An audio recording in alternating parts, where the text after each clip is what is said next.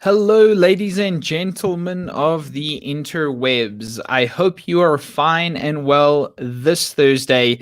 It is currently Thursday afternoon where I'm at, and I hope things are really lovely wherever you are in your place or in your sort of city, wherever you're coming live in from. Um, I got a couple of questions on Facebook, so I hope to actually address some of them just to try and help and give some insight. Thank you once again to everyone who's been sending in your questions.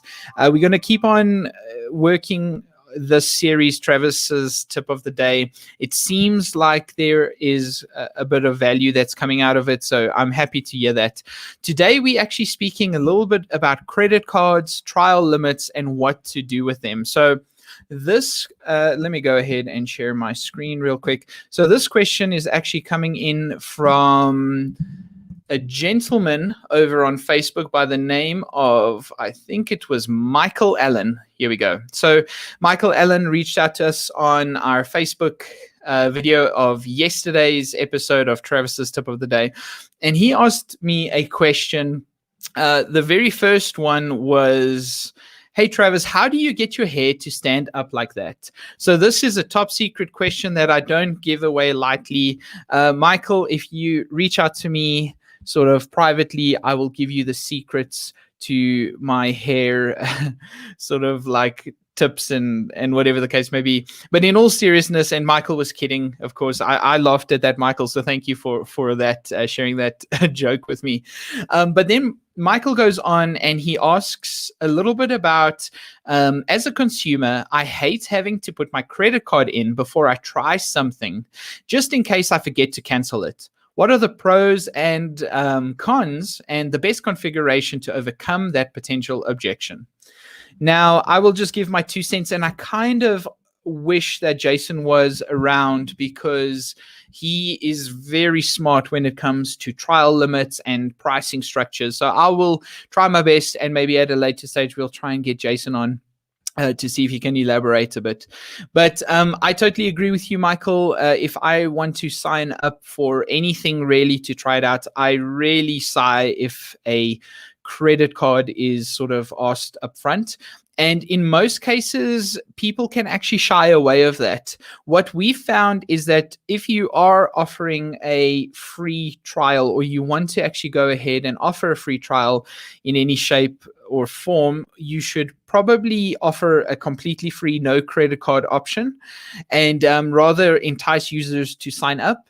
The one kind of caveat with that is if you have some content that is sort of downloadable, or something that someone can like go on and basically download everything and then like skip the trial out, that could potentially end up in you actually getting a credit card sort of upfront. But in most cases, even then, it's kind of a case that you would want to at least accept some form of payment upfront. The one way that we usually recommend to actually, go about hopping over this is, let me see if I can share my screen here real quick. So we have a code recipe, and this code recipe was written by Jason, where you can actually offer a trial membership level for free without any need of a credit card being sort of entered into your membership site. And the best thing about this is it can only be used once. So what's nice about that is obviously you won't have a user repeatedly signing up and taking advantage of your free trial. So that's always the problem with offering a free trial, is just this constant renewal of the trial level. And this recipe actually mitigates that problem. So with this recipe, how it basically works is, let me just have a quick read here. So yes, this is for a no credit card option, and it can only be used once. So got that over there. And all you really need to do with this recipe is you need to create a membership level. And this is going to be your trial membership level. So you want to be sure to add an expiration date to that membership level. So you can add, say, for example, a 30-day trial membership, add the expiration date to sort of expire after 30 days of sign up, or 7 days, or whatever you need to do.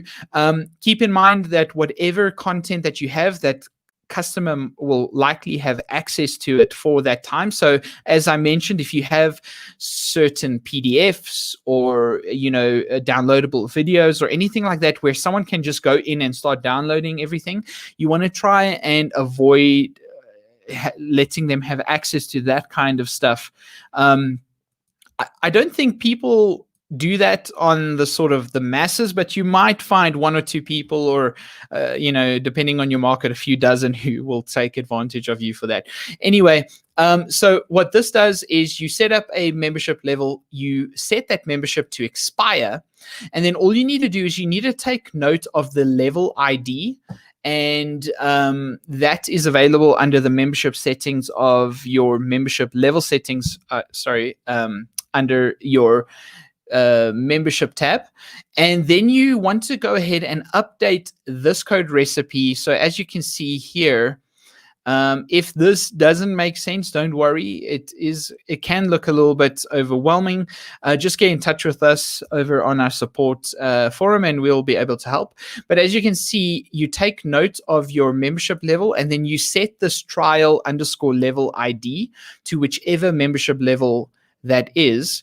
And then once this is added to your site, you can actually go about, offering, in this case, it will be membership level 8, whichever that is.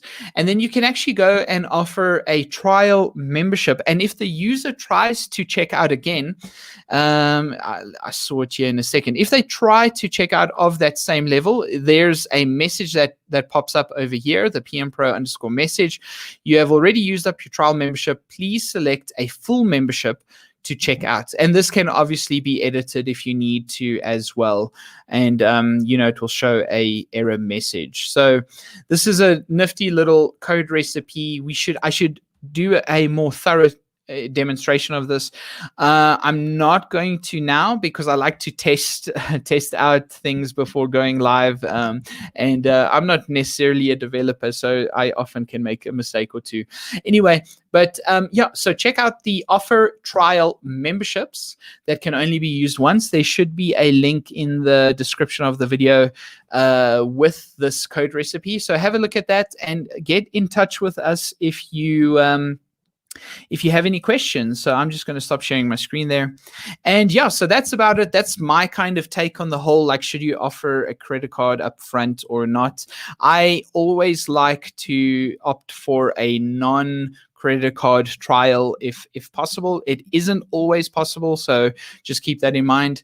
But yeah, so Michael, thank you for your question. I hope you found that helpful, and I look forward to hearing more from you over on Facebook. And for all of those who are around on YouTube and Twitter, feel free to drop any questions. I can't promise that I'll always make a video, but I will try get to them if I can. So with that, we're going to be having our last Travis's tip of the day tomorrow for the week.